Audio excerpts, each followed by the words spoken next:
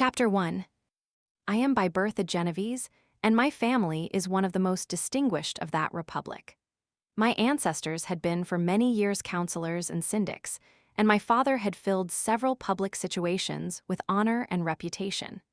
He was respected by all who knew him for his integrity and indefatigable attention to public business. He passed his younger days perpetually occupied by the affairs of his country. A variety of circumstances had prevented his marrying early, nor was it until the decline of life that he became a husband and the father of a family. As the circumstances of his marriage illustrate his character, I cannot refrain from relating them. One of his most intimate friends was a merchant who, from a flourishing state, fell, through numerous mischances, into poverty. This man, whose name was Beaufort, was of a proud and unbending disposition, and could not bear to live in poverty and oblivion in the same country, where he had formerly been distinguished for his rank and magnificence. Having paid his debts, therefore, in the most honorable manner, he retreated with his daughter to the town of Lucerne, where he lived unknown and in wretchedness.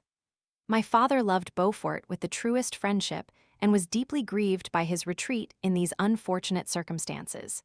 He bitterly deplored the false pride which led his friend to a conduct so little worthy of the affection that united them. He lost no time in endeavoring to seek him out, with the hope of persuading him to begin the world again through his credit and assistance.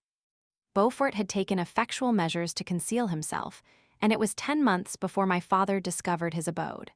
Overjoyed at this discovery, he hastened to the house, which was situated in a mean street near the Rus. But when he entered, misery and despair alone welcomed him. Beaufort had saved but a very small sum of money from the wreck of his fortunes, but it was sufficient to provide him with sustenance for some months, and in the meantime he hoped to procure some respectable employment in a merchant's house. The interval was, consequently, spent in inaction. His grief only became more deep and rankling when he had leisure for reflection, and at length it took so fast hold of his mind that at the end of 3 months he lay on a bed of sickness, incapable of any exertion. His daughter attended him with the greatest tenderness, but she saw with despair that their little fund was rapidly decreasing and that there was no other prospect of support. But Caroline Beaufort possessed a mind of an uncommon mold, and her courage rose to support her in her adversity. She procured plain work. She plaited straw, and by various means contrived to earn a pittance scarcely sufficient to support life. Several months passed in this manner. Her father grew worse. Her time was more entirely occupied in attending him, her means of subsistence decreased, and in the 10th month her father died in her arms, leaving her an orphan and a beggar. This last blow overcame her, and she knelt by Beaufort's coffin weeping bitterly when my father entered the chamber. He came like a protecting spirit to the poor girl, who committed herself to his care, and after the interment of his friend, he conducted her to Geneva and placed her under the protection of a relation. 2 years after this event, Caroline became his wife. There was a considerable difference between the ages of my parents, but this circumstance seemed to unite them only closer in bonds of devoted affection. There was a sense of justice in my father's upright mind, which rendered it necessary that he should approve highly to love strongly. Perhaps during former years he had suffered from the late-discovered unworthiness of one beloved, and so was disposed to set a greater value on tried worth. There was a show of gratitude and worship in his attachment to my mother, differing wholly from the doting fondness of age, for it was inspired by reverence for her virtues and a desire to be the means of, in some degree, recompensing her for the sorrows she had endured, but which gave inexpressible grace to his behavior to her. Everything was made to yield to her wishes and her convenience. He strove to shelter her, as a fair exotic is sheltered by the gardener, from every rougher wind, and to surround her with all that could tend to excite pleasurable emotion in her soft and benevolent mind. Her health, and even the tranquility of her hitherto constant spirit, had been shaken by what she had gone through. During the 2 years that had elapsed previous to their marriage, my father had gradually relinquished all his public functions, and immediately after their union, they sought the pleasant climate of Italy, and the change of scene and interest attendant on a tour through that land of wonders, as a restorative for her weakened frame.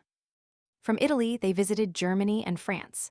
I, their eldest child, was born at Naples, and as an infant accompanied them in their rambles. I remained for several years their only child. Much as they were attached to each other, they seemed to draw inexhaustible stores of affection from a very mine of love to bestow them upon me. My mother's tender caresses and my father's smile of benevolent pleasure while regarding me are my first recollections. I was their plaything and their idol, and something better, their child, the innocent and helpless creature bestowed on them by heaven, whom to bring up to good, and whose future lot it was in their hands to direct to happiness or misery, according as they fulfilled their duties towards me. With this deep consciousness of what they owed towards the being to which they had given life, added to the active spirit of tenderness that animated both, it may be imagined that, while during every hour of my infant life I received a lesson of patience, of charity, and of self-control, I was so guided by a silken cord that all seemed but one train of enjoyment to me. For a long time I was their only care. My mother had much desired to have a daughter, but I continued their single offspring. When I was about 5 years old, while making an excursion beyond the frontiers of Italy, they passed a week on the shores of the Lake of Como. Their benevolent disposition often made them enter the cottages of the poor. This, to my mother, was more than a duty. It was a necessity, a passion, remembering what she had suffered, and how she had been relieved, for her to act in her turn the guardian angel to the afflicted. During one of their walks, a poor cot in the foldings of a veil attracted their notice as being singularly disconsolate, while the number of half-clothed children gathered about it spoke of penury in its worst shape. One day, when my father had gone by himself to Milan, my mother, accompanied by me, visited this abode. She found a peasant and his wife, hard-working, bent down by care and labor, distributing a scanty meal to 5 hungry babes. Among these there was one which attracted my mother far above all the rest. She appeared of a different stock. The 4 others were dark-eyed, hardy little vagrants. This child was thin and very fair. Her hair was the brightest living gold, and despite the poverty of her clothing, seemed to set a crown of distinction on her head.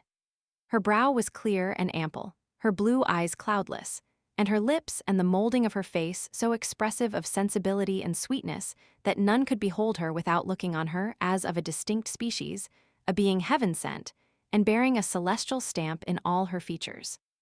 The peasant woman, perceiving that my mother fixed eyes of wonder and admiration on this lovely girl, eagerly communicated her history. She was not her child, but the daughter of a Milanese nobleman. Her mother was a German and had died on giving her birth. The infant had been placed with these good people to nurse. They were better off then. They had not been long married, and their eldest child was but just born. The father of their charge was one of those Italians nursed in the memory of the antique glory of Italy, one among the Schiavi Ogner Frementi, who exerted himself to obtain the liberty of his country. He became the victim of its weakness. Whether he had died or still lingered in the dungeons of Austria was not known. His property was confiscated. His child became an orphan and a beggar. She continued with her foster parents and bloomed in their rude abode, fairer than a garden rose among dark-leaved brambles. When my father returned from Milan, he found playing with me in the hall of our villa a child fairer than pictured cherub, a creature who seemed to shed radiance from her looks and whose form and motions were lighter than the chamois of the hills. The apparition was soon explained. With his permission, my mother prevailed on her rustic guardians to yield their charge to her. They were fond of the sweet orphan.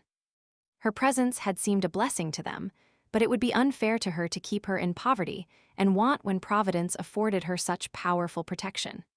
They consulted their village priest, and the result was that Elizabeth Lavenza became the inmate of my parents' house, my more than sister, the beautiful and adored companion of all my occupations and my pleasures. Everyone loved Elizabeth. The passionate and almost reverential attachment with which all regarded her became, while I shared it, my pride and my delight. On the evening previous to her being brought to my home, my mother had said playfully, "I have a pretty present for my Victor. Tomorrow he shall have it." And when, on the morrow, she presented Elizabeth to me as her promised gift, I, with childish seriousness, interpreted her words literally and looked upon Elizabeth as mine to protect, love, and cherish. All praises bestowed on her I received as made to a possession of my own. We called each other familiarly by the name of cousin.